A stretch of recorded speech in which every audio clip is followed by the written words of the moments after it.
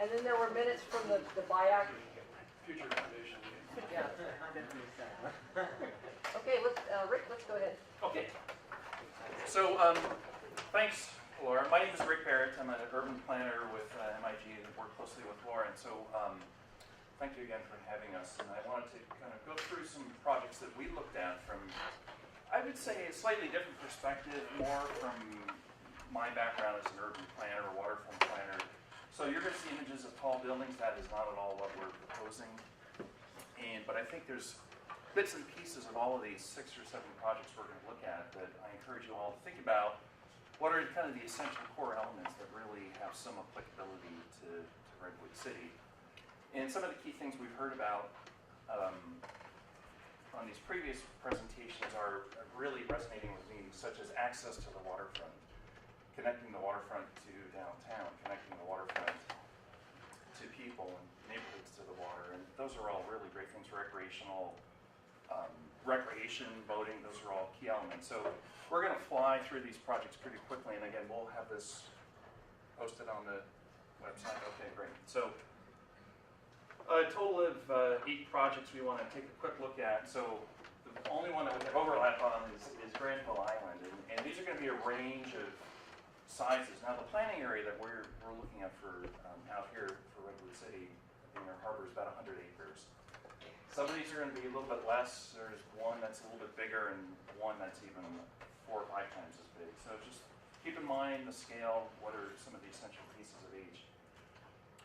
So Granville Island is approximately 38 acres in size, just immediately southwest of downtown. We saw some really good images of that already, so we won't spend a lot of time on that. But I'm a big history buff, so I think it's really important to really honor the history of the site and the environment and people who came before us. And so many of these projects have a strong historical importance that have been, like we were just talking about in Monterey, or have been brought forward and incorporated into whether it's wayfinding and signage or museums and art. So that's a great thing. So Granville Island once was a tidal flat in that big harbor around what is now Vancouver. Then it took a turn for the worse, and it became a really highly industrialized, kind of decrepit island that was kind of just kind of a dumping ground, I think, for Vancouver, which you can see in the background.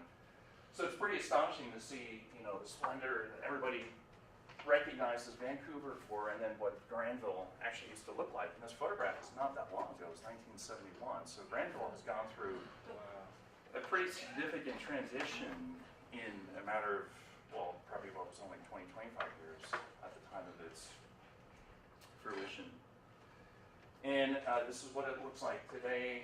And as we saw earlier, just a great eclectic mix of uses. It actually honored some of the industrial uses by keeping some of the industrial elements. If you've been to Gasworks Park in Seattle, which is another notable waterfront park, where they kept elements of an old, I think it was a gas treatment plant, and it became part of the play structure. So there's even elements of the industrial uses on Granville Island that have been brought forward. Again, another great view. You know, it has that great access. The presence to Vancouver, you access it from the west side, not directly from the bridge. And it has a great scale. So it's not just, you know, when you go to Granville Island, it feels like you're taking a little mini vacation. You know, and I know a lot of people who live in Vancouver who do go to Granville Island. That's the key thing we want to think about, is creating a waterfront that is both has some resonance with tourists and economy, but also is something for the people who live there, both in Docktown and who work downtown, as opposed to, say, something like Pier 39 in San Francisco or Seaport Village in San Diego, which is really just appealing to out-of-towners. So key lesson learned for me about Granville Island, keeping the funkiness, and that was one thing they like to talk about, like keep Portland weird. Granville likes to say they kept the funkiness intact. Nice scale, and when you go to Granville Island, you feel like every time you go there, you see something new. And that's a really cool thing to think about as something we want to have as an objective. So it's not one-stop shopping. And I might point out that some of the, when the whole waterfront revitalization trend began in the US, it really began on the East Coast with Baltimore's Inner Harbor and Rouse development in the 70s. And at that time, it was such a kind of a new thing to redevelop on waterfronts. They just scraped everything off at Inner Harbor and Seaport, South Street Seaport in New York City. They pretty much did a whole scrape and rebuild. And now they're finding that it's kind of a one-trick pony. And Inner Harbor is kind of losing its charm because there's no open space, there's no parks, there's no recreational boating. It's just kind of suffering. So we have to think about diversity. So key things about Granville, again, 38 acres, former industrial area, good mix of residents, artists, marina, retail. It just has a lot going on at different scales. And like I said, it kept some of that industrial charm by keeping some of the building, keeping some of the piping and painting it, and kind of celebrating its past. A little south of Vancouver in Portland, this is called the South Waterfront. This is the Ross Bridge. Downtown Portland is just to the north there. Again, major, as you'll see here in a second, was once fairly agrarian, rural, dairy farms, and then slowly began to evolve into an industrial track.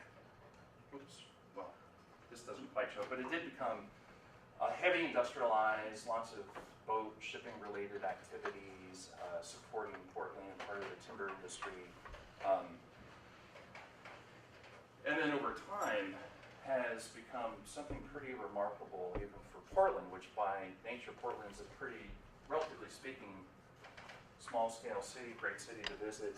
But Portland, as those that have been there, has a great admiration and of public open space and recreation. And like Amsterdam, they fight 365 days a year. And so it's really important to those who live in Portland to have a great sense of open space and recreation. And while you may see a lot of tall buildings here, what they did in South Waterfront is they decided to go up rather than out. And by going up, they created a lot of great open space. So they gridded it in a typical kind of city block. Portland has relatively small blocks.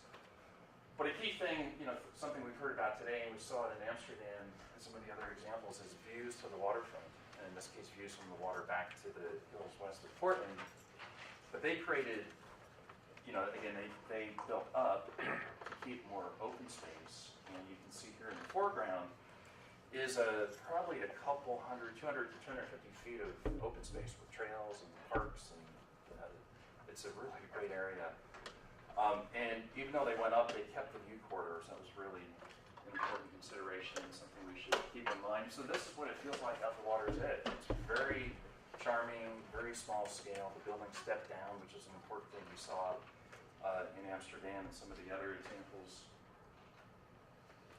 And great connectivity. I think this is a great example of connecting a development to downtown. And that's a key thing for Redwood City, is how do we connect to downtown, get people from downtown to come out and create a truly walkable, bikeable, boating community that has immediate access to downtown. A little bit bigger than our site, 140 acres, again, former heavy industrial uses. It's in I would say, probably halfway through its total build-out. Looks really good, has a great transit. They extended the trolley, which is Portland is famous for, all the way down to this waterfront. And it has a tram connection up to, I think it's Portland State. And so it has, by virtue of that, it has a great kind of science and technology theme to it, and an incubator for jobs. Closer to home, Jack London Square, a little bit older, but again, something not, there's elements of Jack London I think are relevant. Jack London is about 35 acres. Again, great history. I mean, where could you find better history than Jack London Square, downtown Oakland?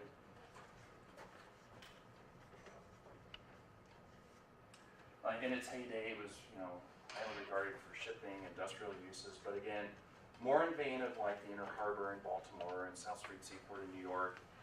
They took kind of a scrape and redevelop approach, but it is I was there last summer, or last fall actually, and it has a great feel still. It still feels to me a little bit isolated. It's not quite connected to downtown, which you can see just in the upper right on the other side of the freeway. but it's surviving and doing, I think, relatively well.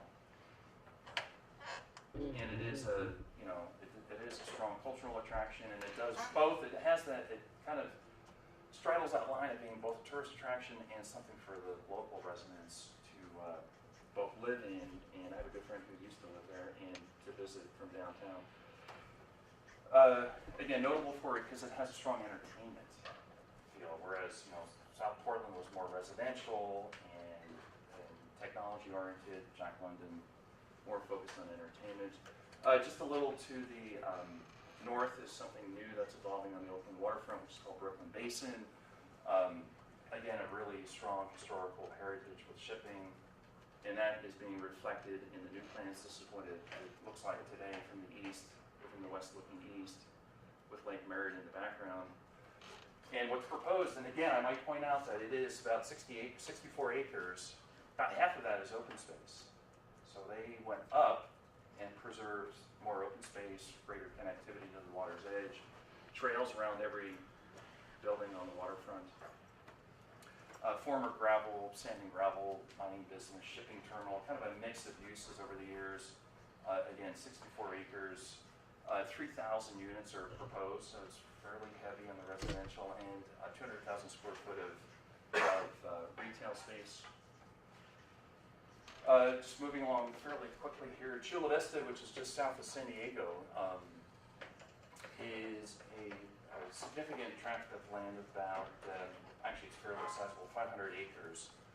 Now Chula Vista, bedroom community to San Diego, over the years has been also heavy industrialized, supporting the Navy and shipping industries.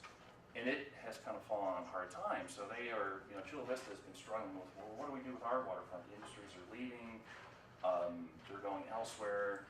A lot of the port activities go up to Long Beach and Los Angeles. This is what it looks like today from the south looking north, with San Diego Bay, Coronado here in the background, downtown San Diego up here, Interstate 5, and so we're just a pretty, I would say 5 miles north of Mexico. And you see vast open space. There was a marina here that was built probably in the 70s, late 70s, early 80s, that has just pretty much been there on its own all these years, waiting for Chula Vista to grow to the west. Now, Chula Vista, most of the growth over the years has been to the east, up into the foothills as a bedroom community to San Diego. But now with kind of the renaissance of downtowns, which is just here for Chula Vista, a trolley line right here that goes all the way up the coast beyond San Diego. Now Chula Vista is really starting to look fresh and growing, connecting downtown to the waterfront. So again, different scale, but imagine the waterfront and downtown coming together. It has a freeway in between. I mean, there's some analogies here that are worth considering. Again, despite the size of 500 acres, there are some key things to look at. And again, like some of the other examples, they've gone up instead of out, so they've kept more open space. I think it's almost close to one half will be retained in open space. This is a major convention center, conference center that's proposed. Do they have a way of getting across through the freeway, over, under, or is it, because it looks from that picture, it looks isolated. Well, I think this goes, it is, and that's part of the problem, is it's been isolated all these years, and that's why nothing has happened here. It feels like a ghost town out here. But you go under here, I think this street goes over, that goes over. There is what's called a Bayshore bikeway that is out there today that runs along the water's edge, so that's already intact. But it does feel isolated, and that's one of the challenges, is how to connect it to downtown. Again, 535 acres, strong history in industrial shipping uses that have pretty much left the site for the most part. And now the Port of San Diego is working closely with the City of Chula Vista to determine what's the highest and best use for that land. And again, not quite half, 40% of the land is being preserved for open space. Just a couple more examples up near Seattle, Bellingham, Washington. Again, greater scale, more industrial, but again, just to sort of show you what's going on in other communities, heavy toxic industrial uses over the years that the city leaders in Bellingham have really been visionary in terms of looking at how you can transform something like this. This is what it looks like. This is what it used to look like. This is what it looks like today. And this is what they envision. So it kind of looks a little bit like Chula Vista, some of the other examples. But again, I think noteworthy because the amount of open space is, I think, here also close to 50% preservation or creation of open space. I think it's about a 200 to 250 foot buffer along the water's edge, trails, bikeways, really great connectivity, and good connectivity back to the mainland. Strong emphasis on habitat restoration, which I think is another key component both to Redwood City, but also I think you'll see that in all of these projects. And then finally, two more smaller scale local projects in Napa. They went through a bit of a revitalization of their downtown about 15 years ago, a project we worked on actually that was fueled in part by some flood control work, oddly enough. And through that came this whole revitalization of downtown Napa, which has really been pretty strong for connecting. This was the plan that was developed about 15 years ago, and it's largely kind of following this path of the vision. This is what it looks like today. Again, the scale, not maybe quite what we're looking for. It doesn't have that dynamic, cool architecture of Amsterdam, but it, again, there's certain elements here that I think we can draw from in all of these projects. And then finally, in Petaluma, their downtown area it has seen a bit of a renaissance, some new buildings on the water's edge, kind of more like Amsterdam in some ways. The one thing that Petaluma is lacking that we would certainly not want to do, which is Petaluma doesn't have a lot of open space trails along their water's edge. They sort of almost privatize the waterfront there. And again, things are different today than they were then necessarily, and so there's a greater emphasis today, I think, an awareness of creating trails and the value of open space. This is First Street. And again, it has a good feel. I mean, good presence, good scale of buildings. Again, the only thing I think it's lacking is a good continuous open space system between the development and the water. So that's it for the run through of these questions. Well, and then just a comment actually that I just heard that Oyster Point is redeveloping, and I don't know exactly what that means, except the person I spoke to says that wasn't sure about the harbor there, or but he did say that somehow they're looking at maybe a similar thing to Jack London Square. Yeah, so it's going to be quite an undertaking. Rick, can we go back then? Yeah, I want to sure. get to the task force first. Okay, yeah.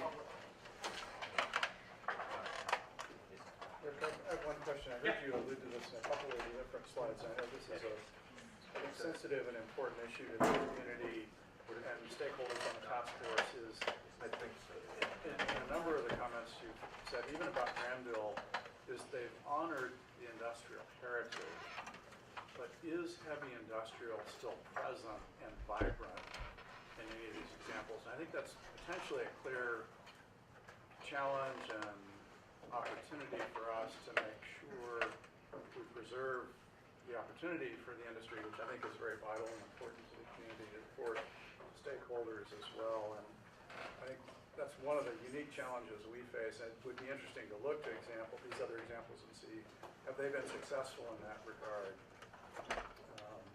in not chasing out, important businesses, vital industries to the community. There used to be a cement plant in Granville Island. I'm wondering if it's still there. 20 years ago it was there.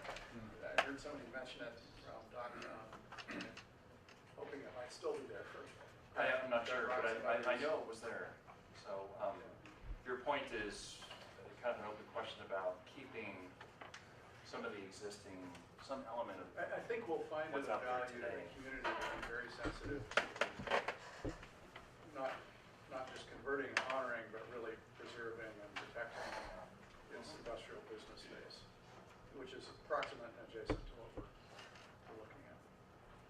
Yeah, I lived in the Inner Harbor in Oh. Baltimore from 2002 to 2005, and they had, much like you referred to, Rick, you know, the older part of it, or where the tourist part is, they kind of scraped off, but then, and rebuilt. But then as they came out, most of that area was really built up with row houses in the early 1900s, late 1800s. So the chance for more open space wasn't there, but they did create that with the development as it's gone on all the way around the Inner Harbor by creating that promenade and trying to preserve, even the sugar factory is still there, some of the heritage, but also they did a few unique things there, which might not fit here, but there you have 5 neighborhoods or communities that grew up around there, ethnic by development, and they have a water taxi system, so you can go around there, you can buy a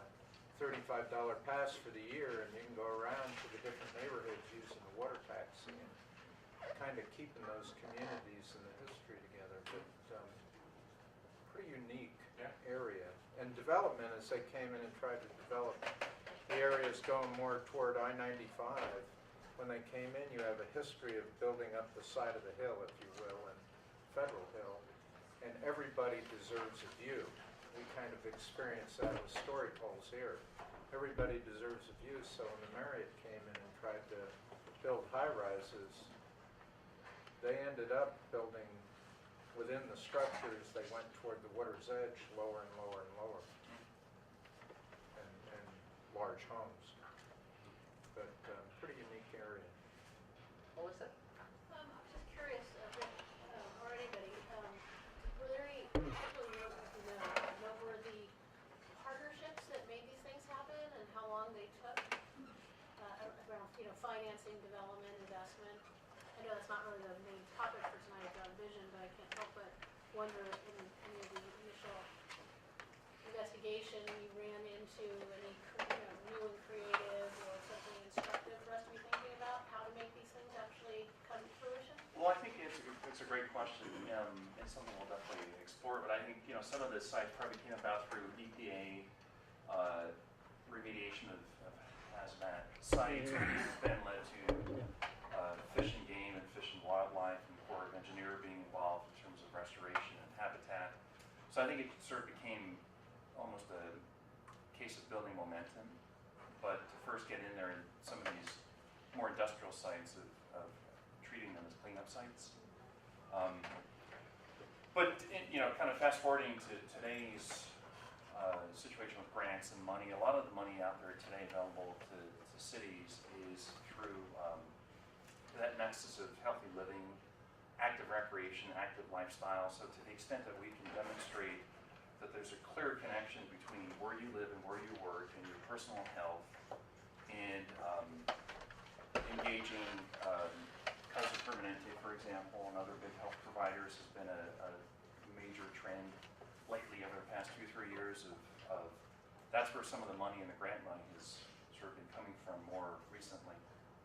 So that's kind of a full span from, heavy hazmat remediation all the way through involvement of programs from Kaiser Permanente. That would be more for your recreation piece, but in terms of thinking about mixed use, residential or commercial development, obviously we have private landowners, but we also have some city property.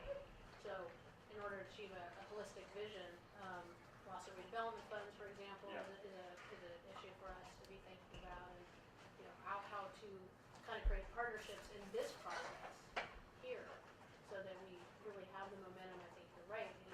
There was some really good momentum around redevelopment, fixing industrial sites, but that's not really what we're looking at here. So we have to kind of find our own momentum. Yeah, I'm not sure if anybody else has thoughts on from the development side of the ledger, but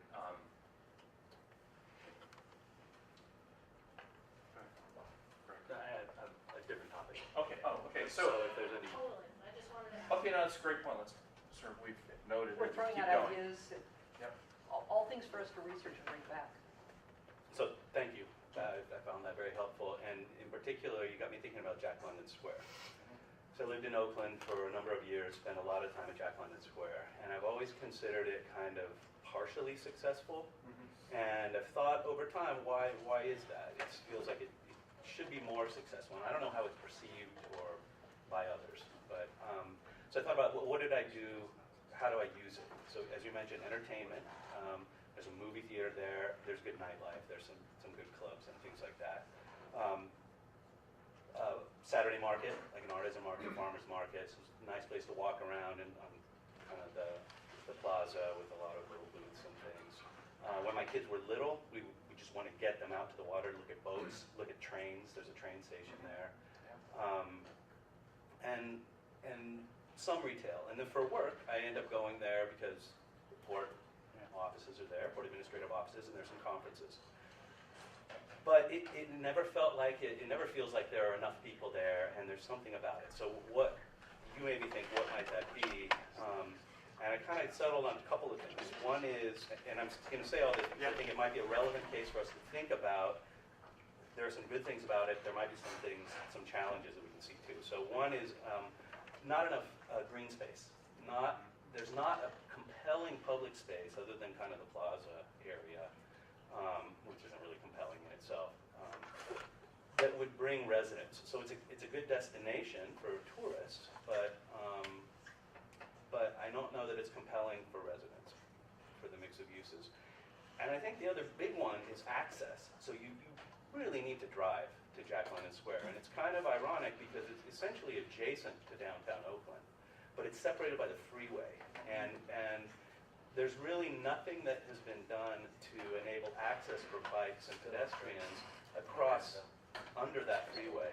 And in fact, it's kind of dangerous to walk around. And once you get to Jack London, it's confusing. It's always been confusing to me, the relationship between cars and pedestrians. I mean, like literally, you're walking in the street sometimes, but it's cobblestone, and it looks like, but here comes a car, and then here's the valet who's parking. And a train.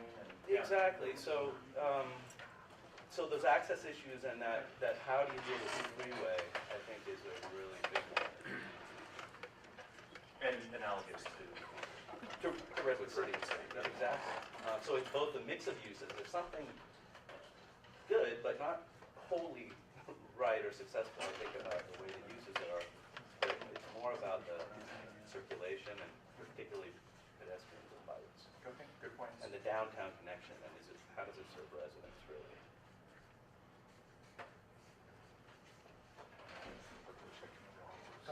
Yeah, I was intrigued with your ideas about the scaling down at the water level things, but I think another one of our opportunities and challenges is sea level rise and how we deal with that issue. You know, we end up with a lot of flooding and whatnot. That's got to be taken into consideration seriously for future generations. And we will be addressing that as we go forward with the plan for our team. Good reminder, though. And so we've got somebody on board, who's part of the environmental team, just dedicated to sea level rise. Yeah, just a follow-up to your question, Lee. Do you know the areas that folks have featured, with the exception of Amsterdam, which is totally on board with sea level rise? Do you know if any of those areas, what they're doing or thinking about in terms of sea level rise? Well, no, not particularly. I mean, it's sort of like climate action plans a few years ago were coming about. I think response to sea level rise is still being sort of sorted out. I mean, most cities, most waterfront cities, major cities in the U.S. have plans that are beginning to be formulated, but I couldn't tell you what the specific recommendations are for these examples we've presented. It's a good question, something we should consider for maybe looking at as case studies for accommodating sea level. You know, what other cities are doing for being best practices for sea level rise? Obviously, they didn't do any long-range planning for it at the front end. So now they're going to be playing catch-up. And so you can anticipate that maybe some of that open space is going to be lost for mitigation for sea level rise, perhaps. So, yeah, I think it's really important because, you know, I think BCDC is looking at that issue, the loss of the bayfront public space, so that there can be, you know, flood control measures put in place, and you know, how do you mitigate for that? So I think that if we're starting at the front end with the plan, we need to really be aware of that you know, you can put in open space right next to Redwood Creek, but are you eventually going to be losing that open space, and then all you're going to get is the mixed use development, right? So.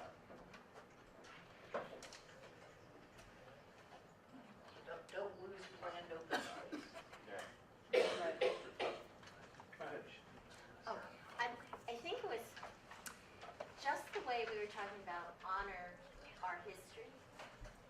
I was thinking also as a kind of a emotional thing at the end of the day, I would love it for other cities, when they see what we've done, to say, I want one of those, they figured it out, okay? And it addresses my own visceral response of, this whole thing about sea level rise, I could see it in the design. You didn't have to be a rocket scientist to deduce, gosh, I wonder how they did that. So I think it has to be so blatantly obvious that we've thought of this and we figured out in the design of the project how to cope with it. And it's an intangible, but just like we want to honor the history of once, and we want one of those, they figured it out, how come we didn't figure it out? Just like the way all the other cities on the peninsula are saying about recycled water. We need that. How come we don't have that? Get us some. And we're going like, yeah, we did it. So just, what strikes me as we go through your presentation is that we need to understand the physical limitations and as well as opportunities. So for example, you know, there's a lot of water adjacent to the Inner Harbor. Where, you know, there's not just Redwood Creek, but there's the area of the slough that's in front of the city-owned property, and then there's areas out in different areas. And one of those areas, Redwood Creek, is heavily silted up because of the back and forth between bay and the rainfall, the watershed. And I know and then there's also the regulatory environment that we are in, and frankly just the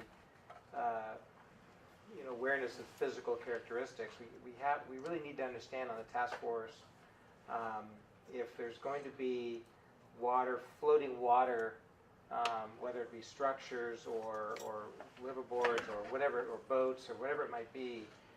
We need to understand where in the Inner Harbor, one, could there be dredging, or two, there doesn't need to be dredging, because I know that dredging is not something that is going to be easy to do, or maybe we don't want to do, but there must be some areas out there that would be easily adaptable to something like we all have looked at and see, and there's going to be other areas that are going to be very difficult. I know that the floating homes in Docktown, you know, don't really have, except for at high tide, don't really have a level home because they're sitting on the silt, and at least some of the boats are. And it strikes me that maybe there's a deeper water out beyond the creek along the area that the city owns that might be more amenable to it. And what I'm wondering is, where else besides Redwood Creek in that area out in front of the city are we thinking about, you know, in terms of this how many acres do we have? But where in there might there be waterfront development, and where might it just not be realistic to happen? Because it seems to me that there seems to be a consensus here that you want to have public access. You want to be efficient in the use of the land in a way where you have, you know, the sunshine and the water, and then you want to incorporate the historical elements of the community. You want to tie it you want to tie it at least under 101. And you want to bring the people from Redwood City out there. But what we don't know is what frankly would be an engineer's explanation, someone that could explain to us bayfront development, bayfront infrastructure, and what are the limitations that we need to respect, so that our dreams can find the proper location. And I think there's no one in the room is giving us that. I don't know that anyone can, but we do need that, because ultimately,